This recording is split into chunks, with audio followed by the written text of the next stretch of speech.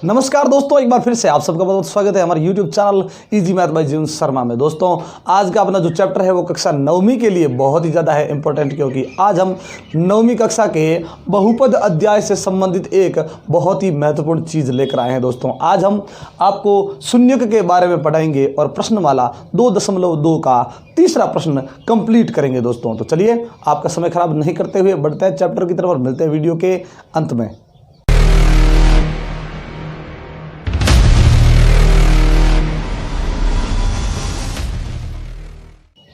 तो दोस्तों आज हम सबसे पहले ये पढ़ते हैं कि आखिर शून्यक क्या चीज़ होती है।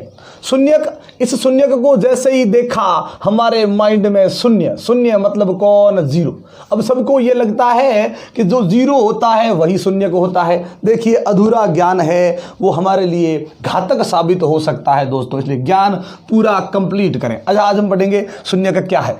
तो शून्यक ये नहीं है कि केवल जीरो है वो शून्यक है, नहीं दोस्तों, ये इसका मतलब नहीं है। शून्यक का असली जो मतलब है वो ये है कि यदि आपको कोई भी एक बहुपद दिया गया है, मान लीजिए आपके पास ये एक बहुपद है, इस बहुपद के अंदर ध्यान रखें दोस्तों, इस बहुपद के अंदर ये जो चर आया हुआ है x, और चर के स्थान पर हम यदि कोई भी मान रखते हैं, जरूरी नहीं है कि जीरो हो, कोई भी मान धनात्मक हो सकता है, ऋणात्मक हो सकता है, या फिर जीरो हो सकता है, या कोई भिन्न हो सकती है। कोई भी ऐसा x का यानी चर का जो मान है, यदि हम चर के स्थान पर रखते हैं फिर इसे सरल करते जाते हैं, करते जाते हैं, करते जाते हैं, और करते करते मान लीजिए अंत में जीरो आ गया। ध्यान रखें, जो मान आपने रखा उसका जीरो होना जरूरी नहीं है, वो कुछ भी हो सकता है, लेकिन सरल करने से यदि जीरो आ जाता है, किसका? चर का मान नहीं, इस बहुपद का मान। चर का मान रखा अपने मन से, कोई भी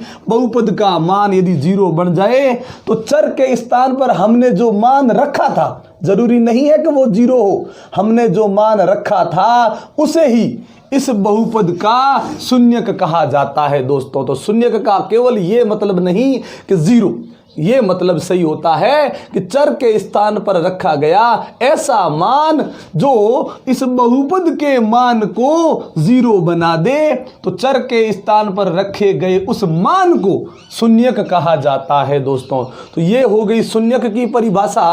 और अब पढ़ते हैं प्रश्नमाला 2.2 का तीसरा प्रश्न कि सत्यापित कीजिए कि दिखाए गए मान, ये सत्यापित करना है हमें कि इस बहुपद के साथ ये दिखाया गया जो मान है वो निम्नलिखित स्थितियों में इस बहुपद के शून्यक है, मतलब ये बहुपद का शून्यक है या नहीं, हमें यही सिद्ध करना है जो मान साथ में दिया गया था। अभी हमने क्या देखा था कि चर का जो भी मान है वो चर के स्थान पर आएगा, फिर उसे सरल करेंगे, जीरो आया तो ये मान शून्यक है, जीरो नहीं आया तो ये मान शून्यक नहीं है। तो चलिए सबसे पहले शुरू करते हैं कि x बराबर -1/3 रखने पर। दोस्तों अगर आपने हमारी पिछली वीडियो नहीं देखी तो उसकी लिंक हम नीचे डिस्क्रिप्शन में दे रहे हैं, उसे जरूर देखिएगा, क्योंकि इससे पहले हम प्रश्नमाला 2.2 के 2 प्रश्न लेकर आए थे, पहला और दूसरा, और वहां पे हमने आपको ये मान रखना सिखा दिया था दोस्तों।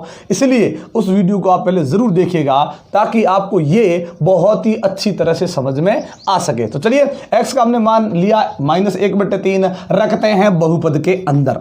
ये p कोष्टक x आया ना, x आते ही वहां पे क्या लिखेंगे? -1/3 बराबर। ध्यान रखें x का जो मान है वो x के स्थान पर रखा, इसका मतलब ये हुआ कि ये वो बहुपद है जिसके अंदर चर क्या है? x। अब ये वो बहुपद है जिसमें चर का मान -1/3 है। तो चलिए ये 3 का 3 यहां लगाया, गुणा का चिन्ह लगाया, x का मान क्या है? -1/3। गुणा में माइनस की संख्या आई तो उसे कोष्टक में बंद करें दोस्तों, प्लस में क्या लिखा है? 1।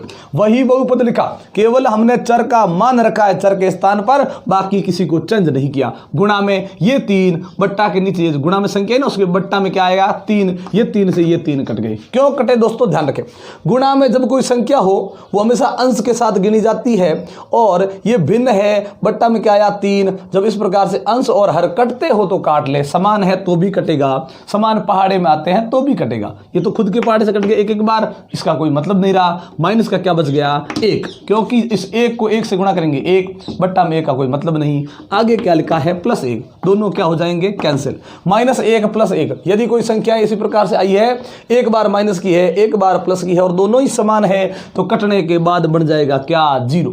ये जो 0 आया वो इस बहुपद का मान है। और ये बहुपद का मान 0 कैसे आया कि हमने x के स्थान पर क्या लिखा -1/3 लिखा। इसका मतलब ये है यहाँ 0 हमें प्राप्त हो गया। हम लिखेंगे कि अतः x बराबर -1/3 इस बहुपद का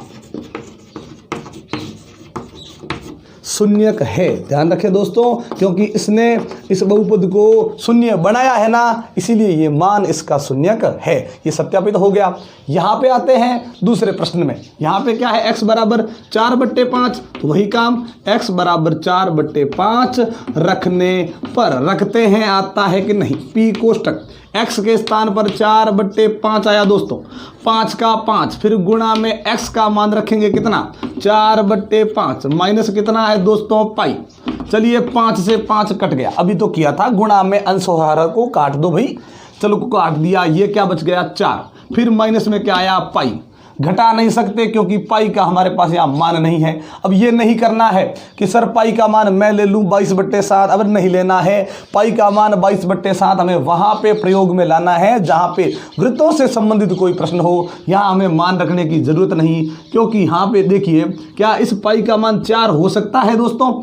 अगर 4 हो सकता है तो रख दीजिए, क्योंकि जैसे ही 4 रखोगे 4 में से 4 घट जाएगा, 0 प्राप्त हो जाएगा। लेकिन हमें पता है कि पाई का मान 4 तो नहीं है, 0 आने वाला नहीं है। हम लिखेंगे कि अतः x बराबर 4/5 इस बहुपद का शून्यक नहीं है।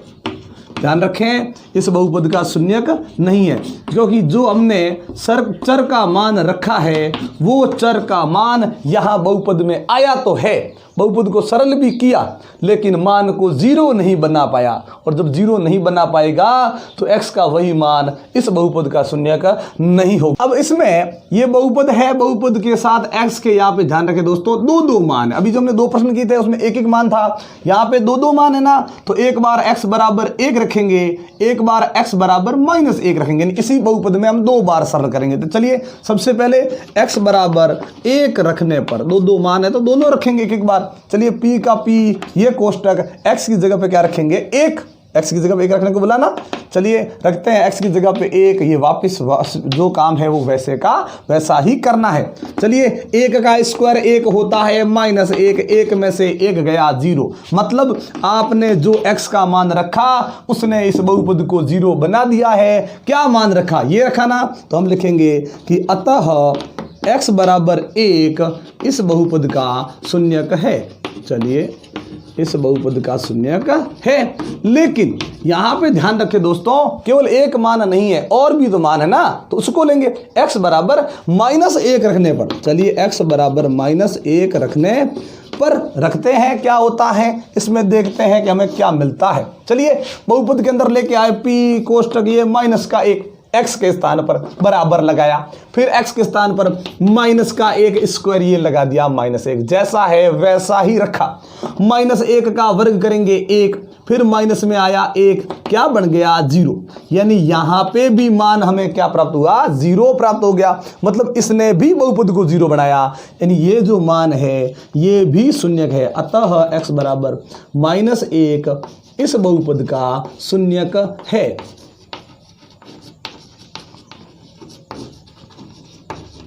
ध्यान रखें दोस्तों, हमने मान को रखा, 0 आया तो शून्यक है, 0 नहीं आया तो शून्यक नहीं। चौथे प्रश्न में हमें यह करना है दोस्तों, एक बार x बराबर -1 रखने पर, क्योंकि यहाँ पे भी तीसरे प्रश्न की तरह ही x के 2 मान दिए गए हैं। चलिए x बराबर -1 रखते हैं, बाकी किसी को कोई चेंज नहीं करना। चलिए x के स्थान पर हमने क्या लिख दिया -1, फिर बराबर x आया ये -1, ये +1, x आया ये -1, ये -2, किसी को चेंज नहीं किया, हमने केवल x के मान को रखा है। चलिए शुरू करते हैं। -1 +1 अभी तो बताया था। चलिए दोनों का चिन्ह चेंज है, समान है, कट जाएंगे और क्या आएगा 0। यहाँ पे क्या लगाएं, गुणा। -1 -2 कितने हो गए, -3, कोई नहीं कटने वाला क्योंकि दोनों ही माइनस के ना। ध्यान रखें दोस्तों, माइनस माइनस प्लस नहीं करना है ऐसी कंडीशन में। माइनस का ये भी 1 है, माइनस का ये भी 2 है, तो माइनस के 3 ही रहेंगे। जो गुणा होता है, जब माइनस की 2 संख्याएं हो और उनका यदि गुणा हो जाए तो वहां पे डबल माइनस होने की वजह से माइनस माइनस प्लस बनता है, यहां पे नहीं बनेगा दोस्तों। चलिए गुणा किया, 0 से आप गुणा करोगे तो 0 ही आएगा। चलिए ये -1 रखने पर 0 आया, इसका मतलब ये हुआ कि अतः x बराबर -1 इस बहुपद का शून्य का है। जो मान बहुपद को 0 बना दे वही शून्यक होता है, इसका मतलब ये शून्यक है। चलिए दूसरी बार क्या लिखा है, x बराबर 2 रखने पर, चलिए x का मान 2 लेते हैं, करते हैं शुरू।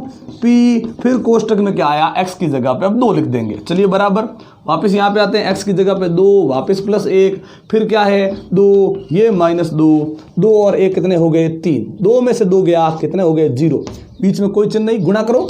3 को 0 से गुणा किया, क्या आ जाएगा, 0 ही आएगा दोस्तों। ये देखिए हमने 0 रखा, यहाँ पे देखिए बहुपद का मान 0 हो गया ना। इसका मतलब ये हुआ कि अतः x का ये जो हमने मान रखा है वो मान इस बहुपद का शून्यक है।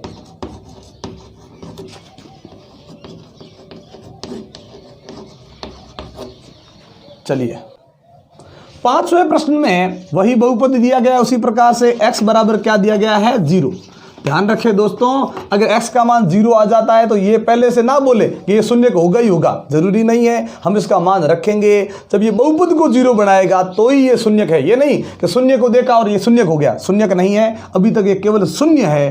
अब शून्य रखते हैं। चलिए p फिर कोष्टक में x की जगह पे 0 रखा तो x की जगह पे यहाँ पे भी 0 आ जाएगा, इसके ऊपर स्क्वायर है तो यहाँ पे भी स्क्वायर आ जाएगा। एक्स्ट्रा में इसके पास में कोई प्लस माइनस में कोई नंबर नहीं है तो नहीं लिखेंगे। 0 का वर्ग किया, ये 0 आया, मतलब बहुपद का जैसे मान रखा, सरल किया, 0 आ गया। अब बहुपद का मान 0 आया, इसीलिए x बराबर 0 इस बहुपद का शून्यक है। ध्यान रखें दोस्तों, ये नहीं करना है कि सर 0 दे दिया तो पक्का वो शून्यक होगा ही होगा, जरूरी नहीं है। क्योंकि हमने जैसे x का मान 0 रखा, अगर वो 0 बनता है अंत में बहुपद तो ही वो मान शून्यक है, नहीं तो शून्यक उसे नहीं कहेंगे। तो यहाँ पे 0 हुआ, हमने शून्यक नाम दे दिया। यहाँ पे आते हैं, यहाँ पे x का मान है -m/l, ये x का मान दिया गया है ना, तो रखने पर इस बहुपद के अंदर x का मान अभी हमें संख्या के रूप में नहीं दिया गया है, हमें चरों के रूप में ही दिया गया है। तो चलिए है जैसा ही मान हम रख देंगे। चलिए p ये कोष्टक x है ना, तो x के स्थान पर क्या लिखेंगे, -m/l। तो बहुपद के अंदर भी जहां पे भी x लिखा होगा वहां हम -m/l रख देंगे। चलिए यहाँ पे आए, बराबर में क्या है, सबसे पहले l, फिर क्या यहाँ पे गुणा, फिर क्या आया x है ना, तो अब x के स्थान पर क्या लिखेंगे, -m/l कोष्टक बंद। जो भी मान है वो मान रखना पड़ेगा, लेकिन वो मान माइनस का है ना, इसीलिए हमने कोष्टक के अंदर रखा है। आगे क्या लिखा है, प्लस का m। जो बहुपद में है उन सबको वैसे का वैसा ही रखना है, चर है उसके स्थान पर ये मान रखना है। चलिए शुरू करते हैं। अब ये जो संख्या के रूप में ये जो भी है वो दिख रहा है, उसमें भिन्न नहीं है, ये भिन्न के रूप में। और गुणा में ध्यान रखें, कोई संख्या या कोई भी चर लिखा है वो अंश के साथ गिना जाता है। ये भिन्न है तो ये अंश और ये हर है, ये भी अंश और ये हर, ये दोनों क्या हो रहे हैं, कट रहे हैं, क्योंकि दोनों ही समान है ना। गुणा में इस प्रकार से कोई अंश और हर समान हो तो वो कट जाते हैं। यहाँ बचा क्या, केवल माइनस का m, फिर प्लस में क्या बचा, m। अभी तो बताया था हमने कि जब दो समान नंबर हो, एक माइनस का और एक प्लस का हो, तो दोनों कट जाते हैं और प्राप्त होता है 0। यानी यहाँ हमें ये x का मान हमने जो रखा उससे हमें बहुपद का मान 0 मिल गया, और बहुपद का मान 0 मिल गया मतलब हम क्या लिखेंगे कि अतः x बराबर जो हमने रखा है वह इस बहुपद का शून्यक है। चलिए ये हो गया, इस बहुपद का शून्यक है, कोई दिक्कत नहीं आई। अब दोस्तों 7वें प्रश्न में यह है कि x के हमें यहाँ पे दो मान दिए गए हैं, इन दोनों में से हमें पहला मान लेना है। x बराबर -1/√3 रखने पर, तो दोस्तों x का ये मान है, बहुपद के अंदर रखते हैं, ये p, ये कोष्टक x है ना, इसके स्थान पर -1/√3 आ जाएगा, बराबर ये 3, ये गुणा का चिन्ह यहाँ पे लगेगा। दोस्तों संख्या और चर के बीच में कोई चिन्ह ना हो, और जब हम चर का मान रख रहे हैं तो वहां गुणा का चिन्ह लगाना है। x का मान क्या है, -1/√3 है, इसलिए इसे कोष्टक में बंद करेंगे। x के ऊपर स्क्वायर था तो इस मान पे भी स्क्वायर लग जाएगा, माइनस हो जाएगा ये 1, वैसे का वैसा 3, ये गुणा स्क्वायर करेंगे। माइनस की संख्या का जब वर्ग करते हैं तो वो प्लस का हो जाता है, 1 का वर्ग 1 हो जाता है, और रूट की संख्या का वर्ग करेंगे, रूट और स्क्वायर कट जाएगा, यानी 3 का 3 ही आएगा, ये -1। ध्यान रखें दोस्तों, जब भी ये रूट आता है, किसी रूट वाली संख्या पे क्या आ जाता है दोस्तों, सॉरी स्क्वायर आ जाता है, तो उसे हम कितनी बार लिखेंगे, 2 बार। तो इसमें रूट में गुणा होगा तो रूट में क्या आ जाएगा, 9, और 9 का रूट निकालेंगे कितना आएगा, 3। तो हम डायरेक्ट दोस्तों ऐसा कर सकते हैं कि जब रूट और उसके ऊपर स्क्वायर आ जाए तो रूट स्क्वायर को कैंसिल करें, वो अंदर जो भी संख्या है वो वैसे की वैसी आ जाएगी दोस्तों। तो ये हमने यहाँ पे कर दिया है। तो चलिए अब गुणा में ये नीचे संख्या है, ये ऊपर है, कट गई, क्या बच गया, 1, माइनस क्या आया, 1, 1 में से 1 गया, कितना आ गया, 0। तो दोस्तों x का मान हमने ये रखा था, इस बहुपद का मान क्या बन गया, 0। इसका मतलब ये है कि अतः x बराबर -1/√3 इस बहुपद का शून्यक है।